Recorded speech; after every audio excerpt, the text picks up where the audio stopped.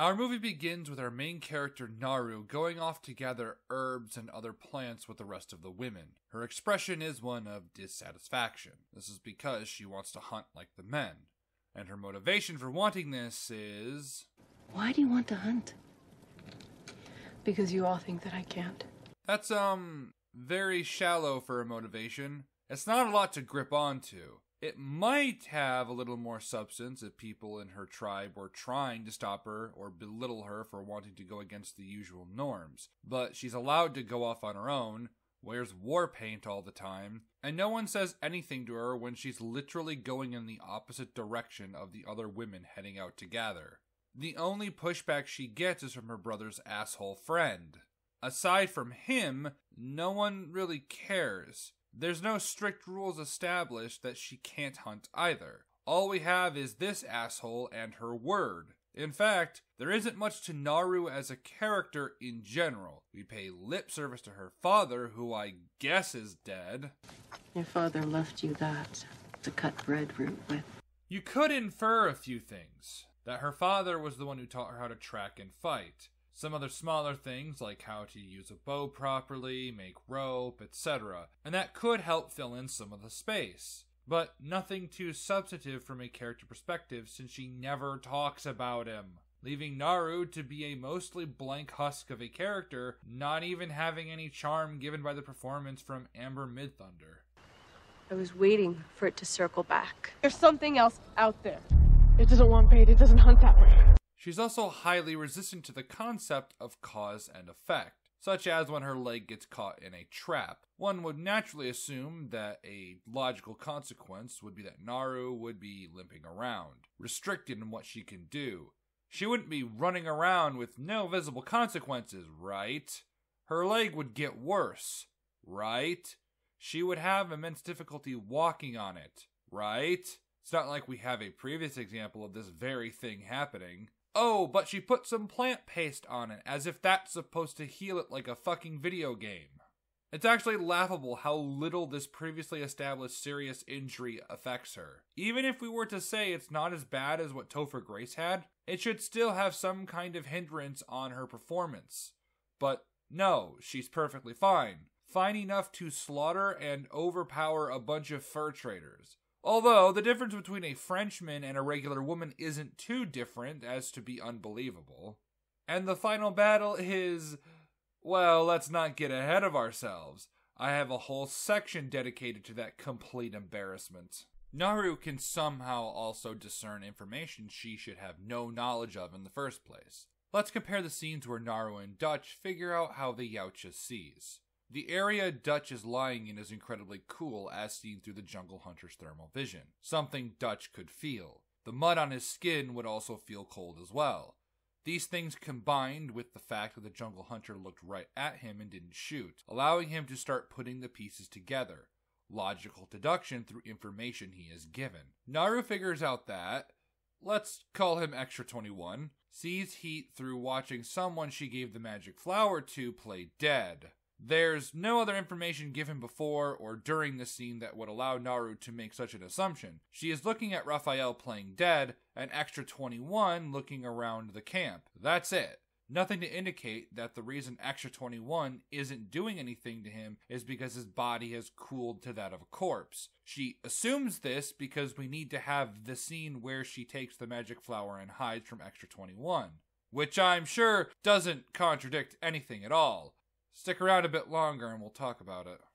The only real substantive aspect I can say about Naru is her relationship with her brother Tabe, or the idea of their relationship. Tabe is the only one in the movie to vouch and stand up for his sister when she follows him in his group. She should stay. She tracks well. If we find Pui alive, she knows medicine. Even using her plan to bait the cougar. We'll try it Naru's way. We'll bait it. That'll lead the cat to you. He sees she has the potential to hunt and is trying to help her, but that's not to say he can't be frustrated with her. No. Okay, well, I'll hunt alone if I have to. You can't. I had to carry you back. It gives the impression that this isn't the first time he stuck his neck out for her, nor is it the first time she's potentially failed after he did so. and her getting knocked out during the hunt for the cougar could have been the last straw.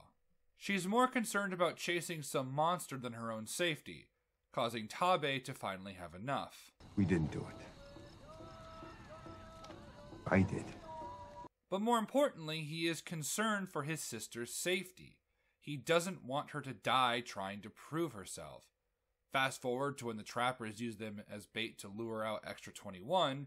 In what could be their last moment, Tabe tries to make amends. You want to know how I killed that lion? Your plan. The tree. You weakened it. You can see what I miss. You always have. Like most of the dialogue, it's clunky and a bit cringe, but it kinda works. But only if you go with the idea of what they were potentially trying to do, because at least half of that is a massive stretch that relies on assumptions based on practically nothing. This is me looking too deep into it, searching for anything to latch onto, trying to find a reason to give a single shit about this hollow piece of drywall with plot armor thicker than Makima's ass. Even if we say this is the 100% correct interpretation, it does nothing for Naru because Tabe is the only one trying to be a character.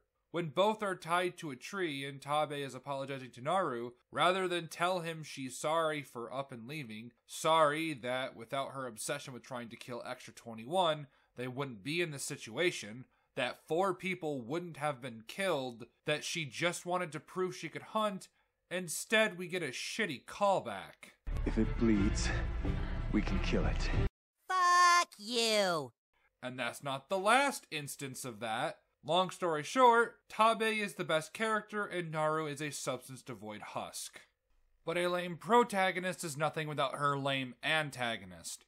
Extra 21 is top contender for stupidest Yautja put to film, only succeeded by Yautja Jesus from the last movie in his complete failure, and Wolf. He lets a bad CGI wolf bite him despite having plenty of time to react.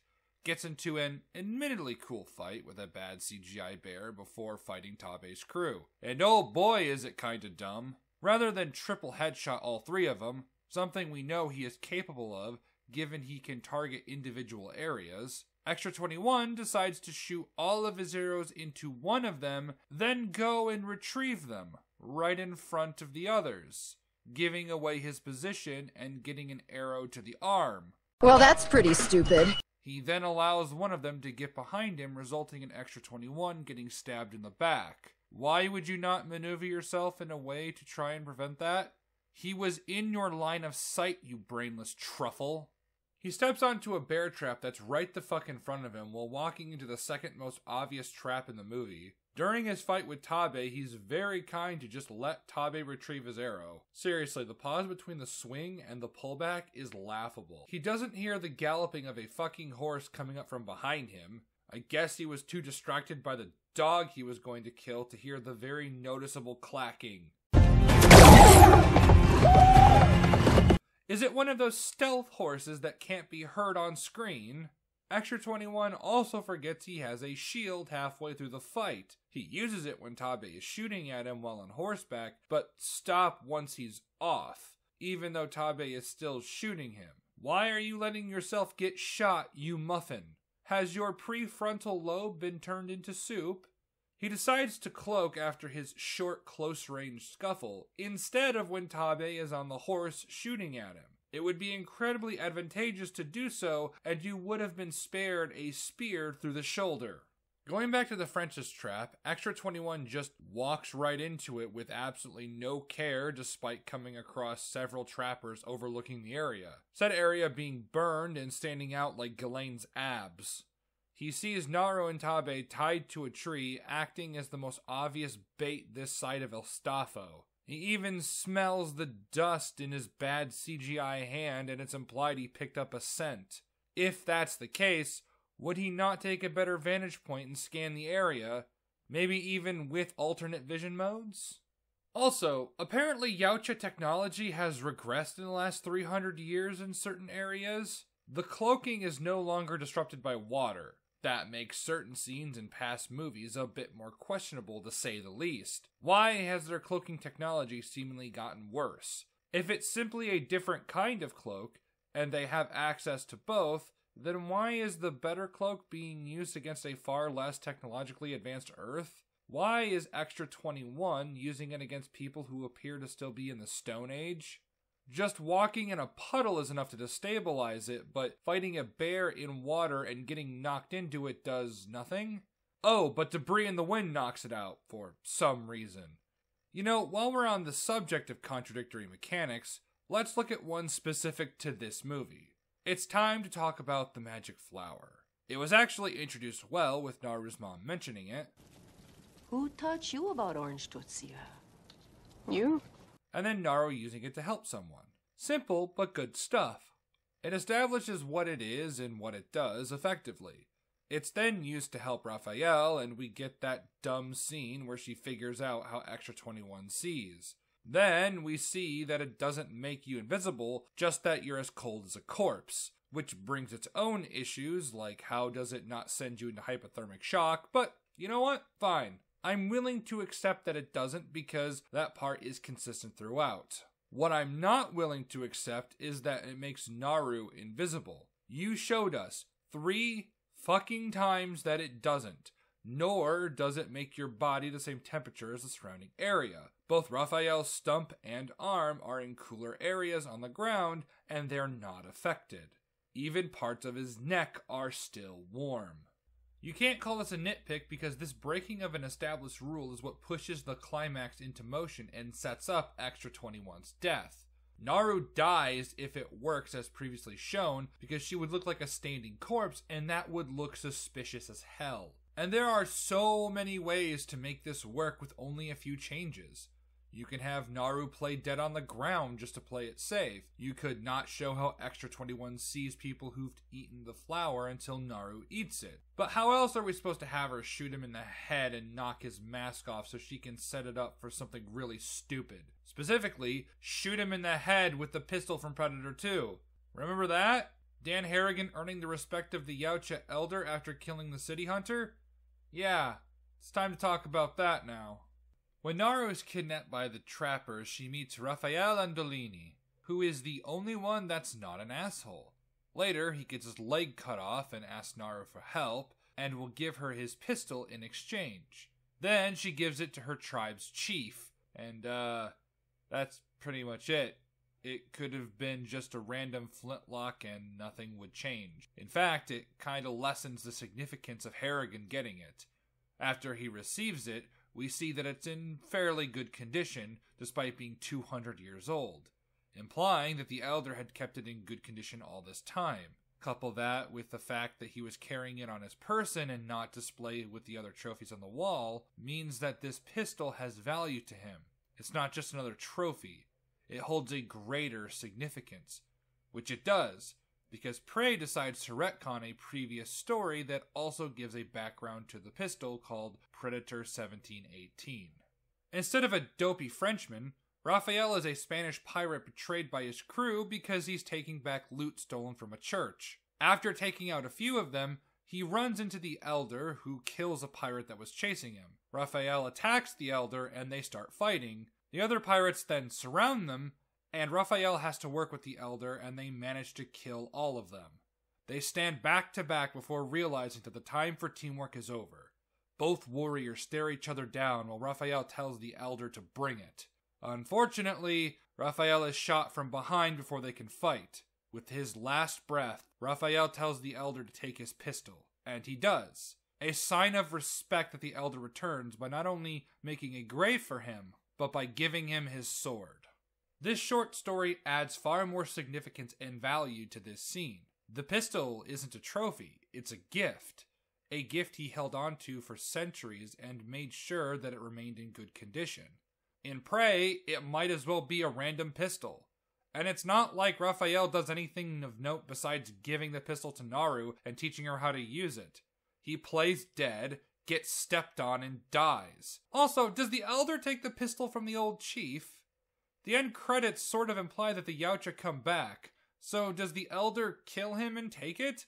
If so, that's immensely lame and devalues the scene from Predator 2. It's not a gift from a worthy opponent that earned enough respect to get a burial. Some bint got it from a Frenchman and used it against a special ed alien before giving it to an old man, only relying on the nostalgia of Predator 2 to carry it. Pathetic. I guess I've put it off for long enough. Now it's time to talk about the final fight. After Extra 21 is shot in the head and doesn't die or is at all hindered by it, he follows a blood trail until he finds a foot, just laying out in the open, in front of a tree. Yeah, this totally isn't the most obvious trap imaginable, and an alien who would have been trained to spot and set up traps of their own would certainly know one when he saw one. It's just as obvious as the first one Dutch tried to lure the jungle hunter into. Come on! Kill me! I'm here! Kill me! The difference, of course, being Dutch using the first one to lure him into the second one and catch him off guard. Here, Extra 21 sees the foot lying out in the open. Any hunter worth their salt would know what this is the second they see it, but apparently he injected himself with Down syndrome instead of autism. That would explain why he looks a bit off, actually. Extra 21 throws Naru off of him, and right when he's about to throw his spear at her, the dog teleports in to save the day. How convenient. But it only happens once, right? Surely it won't happen again. This allows Naru to run away, and Extra 21 decides to tree jump instead of just running after her. I guess she's just too fast. You know, I would think that the arrow launcher would be the most logical choice for a long-range kill, come to think of it. Perhaps he doesn't want to use it out of respect, that this is a fight, not a slaughter, and using something like that would be pussy shit. I'm sure that's the case. Why jump to the tree when you could jump towards Naru? Like, try and land on her? Even if you miss, there's still a chance for you to catch up with her. How did you not see the obvious spike sticking out of the tree? You were looking right at it. Before we can dwell on that stupidity, Extra 21 jumps so hard his wrist blades get stuck in a tree. I'm sorry, I keep picking this apart every second, but what in the high holy hell was that sequence of absolutism? Naru tries spinning, and I guess Extra 21 thinks it's a cool trick, because that gap in time could have been used to at least attempt to pull your arm out.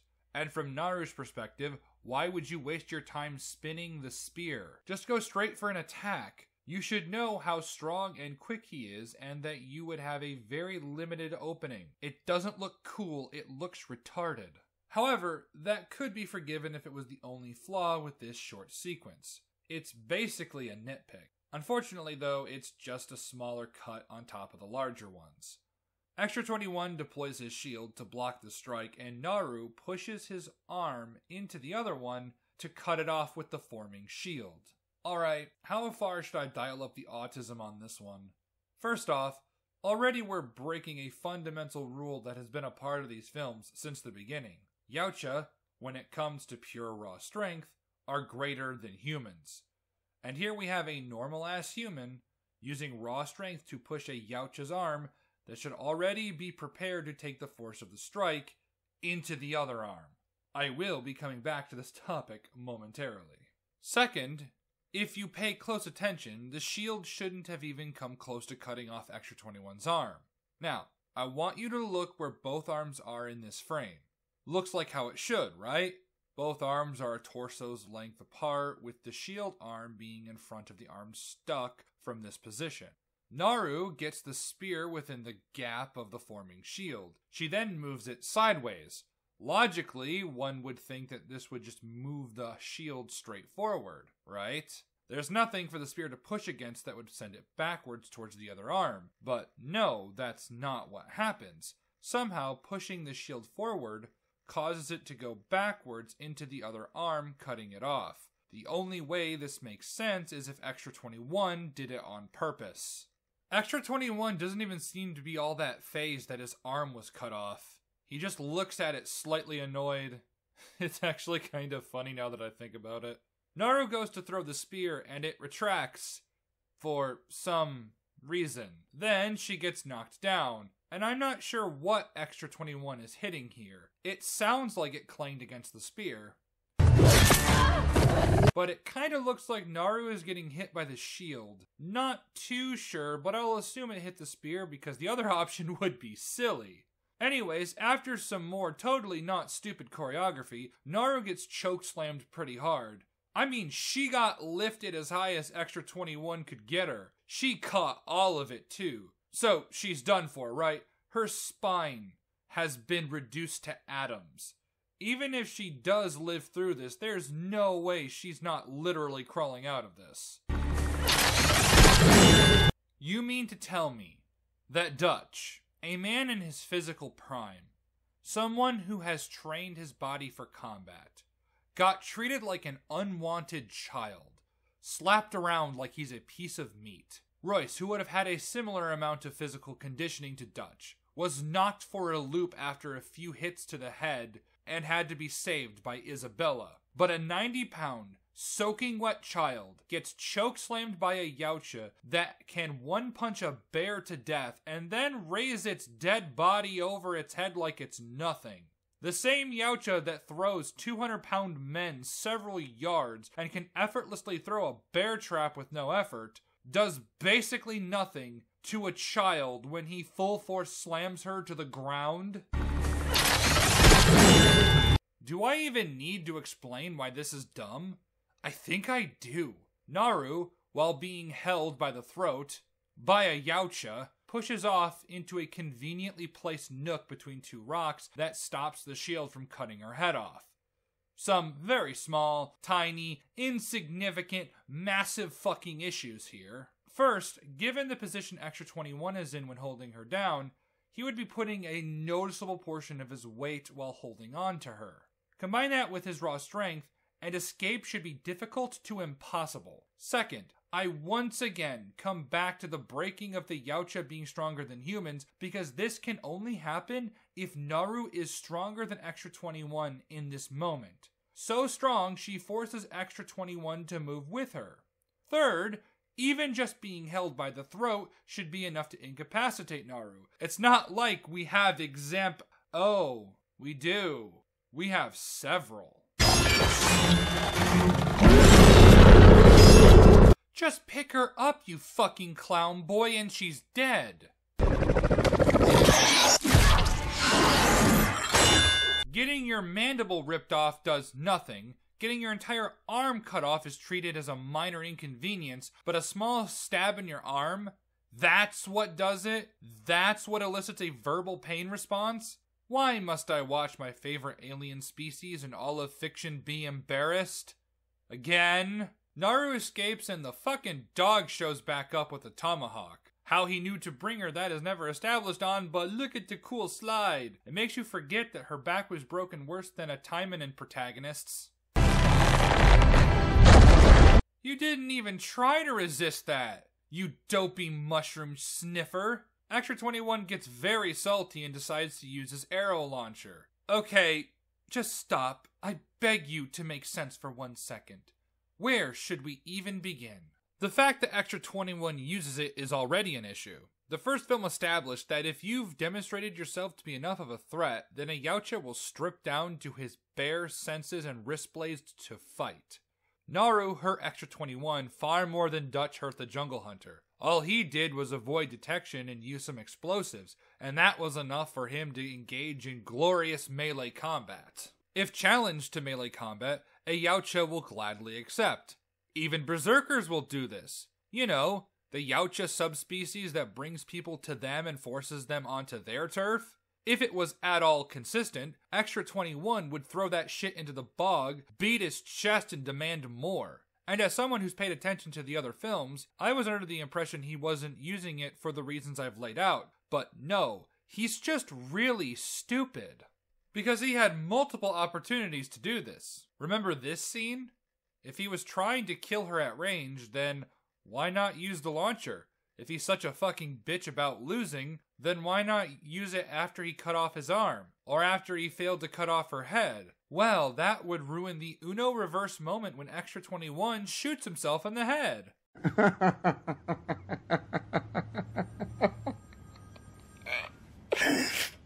That's so fucking retarded. Why would you even use it if you don't know where your mask is? Actually, how is that getting shot in the head by a gun is a mild inconvenience, but an arrow kills you? The same arrow that can't even go through a human skull, yet can somehow go through a Yautja skull. It really does take a special kind of incompetence to write a scene where someone suddenly goes deaf. Can you not hear the noise of the arrow as it loudly beeps while circling to your location? You are literally moving your head with it. And right here is the final nail in the crucifixion of this rotting carcass of a fight scene. The second Extra 21 saw the mask, he should have ducked. And don't tell me he didn't have enough time. He literally tilts his head and makes a surprised sound. You're telling me he has enough time to do that, but not to lean to the side? Naru lets out a war cry after defeating the differently abled and takes his head to her people, and she's finally acknowledged as a hunter. Yay, she did it! I mean, 5 people in her tribe are dead, decreasing their survival rate by a noticeable margin. That seems like an immense tragedy that should be acknowledged in some fashion. But no, this is Naru's big moment. Who cares about the needless loss of lives important to the survival of a hunter-gatherer society? Naru barely looks like she was even in a fight. If it wasn't for the Yautja blood and head, you probably wouldn't even know she went through a grueling battle. Meanwhile, Dutch looked emotionally and physically exhausted. Not only did he go through a tough battle, his friends are all dead. He will never get to fully reconcile with Dylan. Never will he see the men he worked alongside with and cared about. This is a man who will never be the same again, cursed with the knowledge that we are not alone and that we are seen as prey. Harrigan gets a more traditional ending, but he staggers out of the tunnel caked in dust, his clothes ripped to shreds and clearly exhausted. Royce and Isabella manage to kill the final berserker, but they are still on an alien planet. The next hunting season will come, and they know that next time will be much harder. Every once in a while, one of us kills one of them. They develop a whole new set of skills. My point is that these endings highlight what the characters went through, the harsh battles that they had to endure, and in the case of Predator and Predators, their victory either came at a steep cost that will stick with them for the rest of their lives, or has only temporarily stopped things. The slaughter will inevitably begin again, and their chances of surviving it have gone down significantly. In Prey, it apparently doesn't matter that the tribe's chances of survival go down, and Naru doesn't show any signs of what a battle like this would leave like in the previous films. But I guess all of that would get in the way of celebrating her victory or something stupid. That is the bulk of all the major negatives I've been able to find in this film. Some of the smaller ones include how one of the assholes doesn't know how their tribe's medicine works. The cold is good. The medicine slows his blood. If he gets warm, he'll bleed out. Hey. I would imagine they are taught how it works and carry some on them in case one of them gets injured on a hunt. That, or he's risking his friend's life because he doesn't like the woman. Naru, rather than say she's going to use the trap to cut the rope holding them, says this. Do you remember the flood when we were young? I saw a beaver that had its legs pinned between 2 rocks. So it chewed off its one leg. Just tell him what your actual plan is, you weirdo. Did you become a Rings of Power character for a second? The dog may bark at the moon, but he cannot bring it down. The CGI is mostly terrible. There's a reason why I called the Yautja in this movie Extra 21, which is a shame because the animatronics looked fine. A bit rubbery, but it could have been fixed in post with a touch of digital correction, not plastering it with CGI and make him look like he has a few extra chromosomes. Despite the issues being far greater than the merits, it's still worth mentioning said merits. The costume design is pretty good, and the scenery is pretty. It's nice to see on-location filming rather than just being on a soundstage.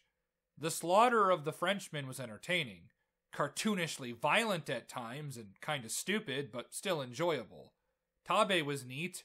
You have to stretch really hard to find any substance to his character, but there's at least something you could potentially get. Unlike Naru, who is a hollow shell that is highly resistant to cause and effect. It's magnitudes better than The Predator, which I have excluded from using as any point of comparison because it does literally nothing better than Prey in any significant way. I feel as if this movie has gotten away with a lot of these issues because expectations were so low, and anything that wasn't an atrocity upon the art of storytelling would be welcomed, which is what we got. It is much better than The Predator, as I've mentioned before, and I have an entire video on it, link in the description. It also helped that Prey came out around the same time as She-Hulk, and we all know how good that show is. But that doesn't mean Prey gets a pass on all of its issues, especially if those issues are enough to drag the quality to below average. It is not a good movie. And that's about it. Thank you for sticking with me this long, especially if you're new. If you haven't already, hit that subscribe button. And if you're feeling extra spicy, become a patron. Thank you all, and I'll see you next time.